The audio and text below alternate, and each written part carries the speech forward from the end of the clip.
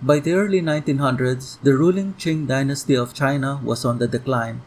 Then on October 10, 1911, a revolt broke out in Hubei province which declared its secession from the Qing court. The revolt sparked revolutionary action across much of China, and within 6 weeks, 14 of the 18 provinces had seceded from the Qing government. Delegates from the seceding provinces in central and southern China convened in Nanjing, and on January 1, 1912, they elected Sun Yat-sen as the provisional president of the new state called the Republic of China. However, the Qing government still controlled northern China, including the country's capital, Beijing. The threat of a civil war now loomed between the Beijing and Nanjing governments. Both sides met and agreed to a compromise. Sun would step down as president of the republic in favor of Yuan Shikai, the Qing prime minister and army commander, in lieu of the termination of the Qing monarchy.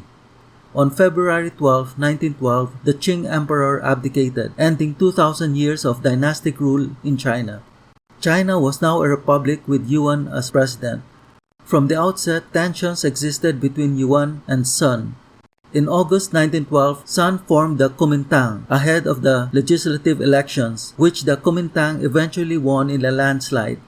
But Yuan moved to destroy his political enemies, forcing Sun to incite a rebellion. Yuan's forces crushed the rebellion, forcing Sun to flee into exile abroad. Yuan degraded the democratic process and soon ruled as a dictator. In 1915, Yuan made plans to return the country to a monarchy with himself as emperor. Widespread protests broke out across much of China, forcing Yuan to abandon his imperial designs. Yuan passed away in June 1916.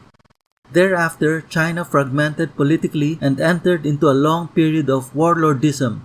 Provinces and regions fell under the control of a military-civilian strongman called a warlord who ruled virtually independent of or was only nominally subservient to the Beijing government.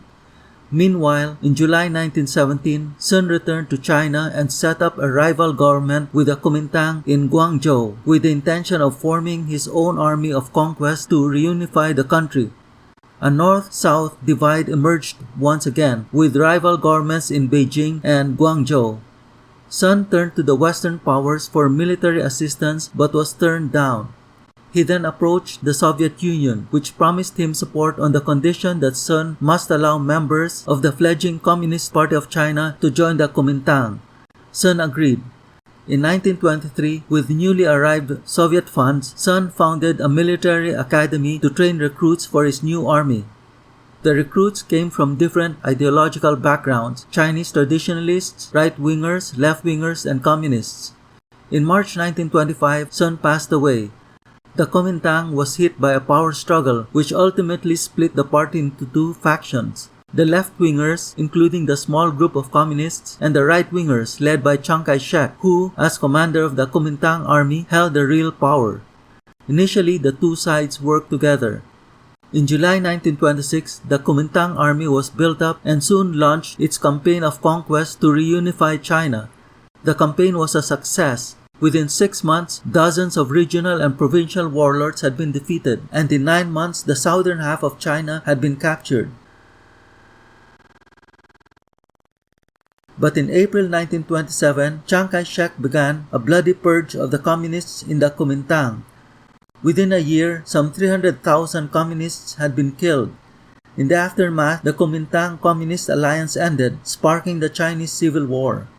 The Soviet Union also ended its support to the Kuomintang. Soon, the left-wing faction of the Kuomintang also collapsed, leaving Chiang Kai-shek as the undisputed leader of the southern government as well as the Kuomintang forces, which by now was called the National Army or Nationalists. The Nationalists resumed their campaign toward northern China. In June 1938, they captured Beijing, which was significant as it was the symbolic and historical seat of authority in China. Chiang Kai-shek's government was soon recognized by many countries around the world. Meanwhile, the remaining communists from the Kuomintang purge went into hiding, the vast majority in the countryside, where they began working with and mobilizing the peasants and villagers. Mao Zedong, at that time a regional commander, established the Chinese Soviet Republic, a quasi-government in the Yangtze countryside.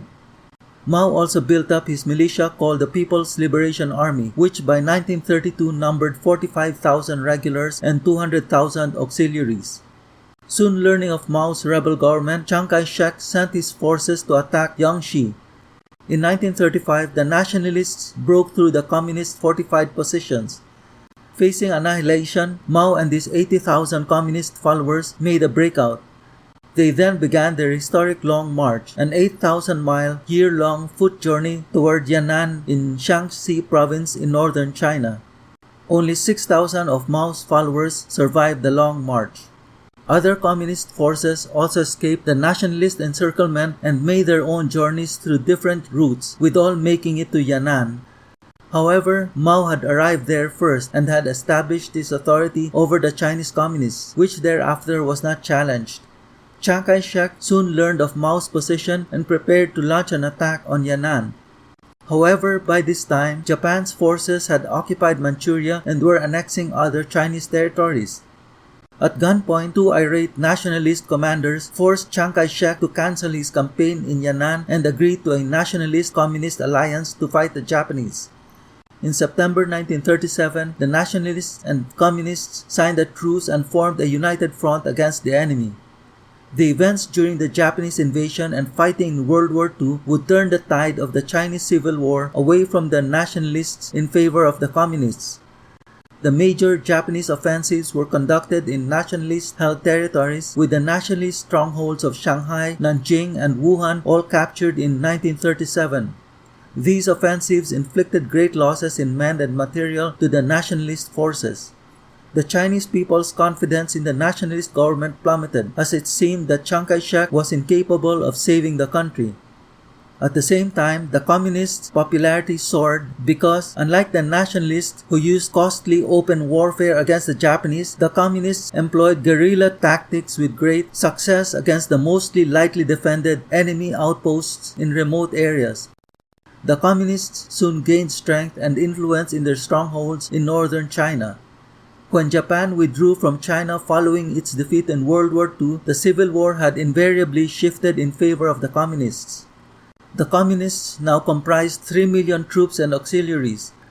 By contrast, the nationalist government was seriously weakened by World War II. Its territories were devastated and were facing huge economic problems. Near the end of World War II, the Soviet Union had launched a massive offensive against the Japanese forces in Manchuria. Then when the Soviets later withdrew, they allowed the Communists to occupy large sections of Manchuria. Armed clashes soon broke out between nationalist and communist forces.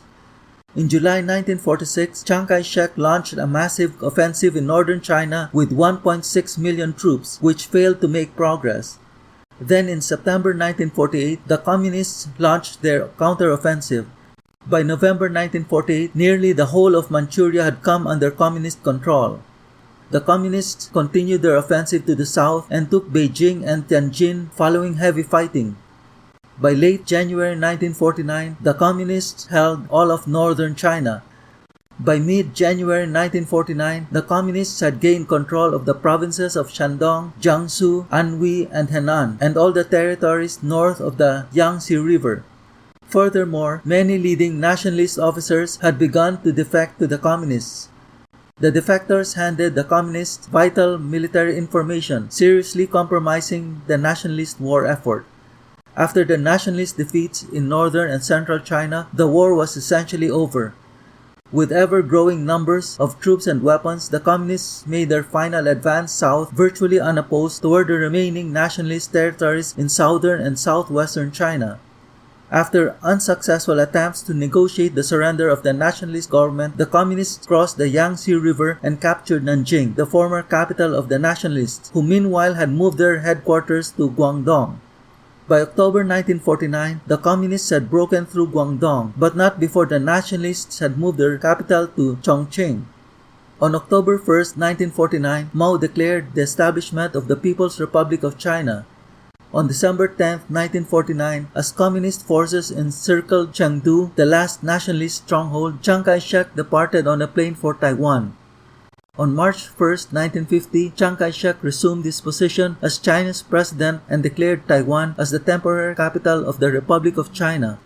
In the months that followed, fighting continued to flare up between the two sides for possession of the islands along the waters separating their countries.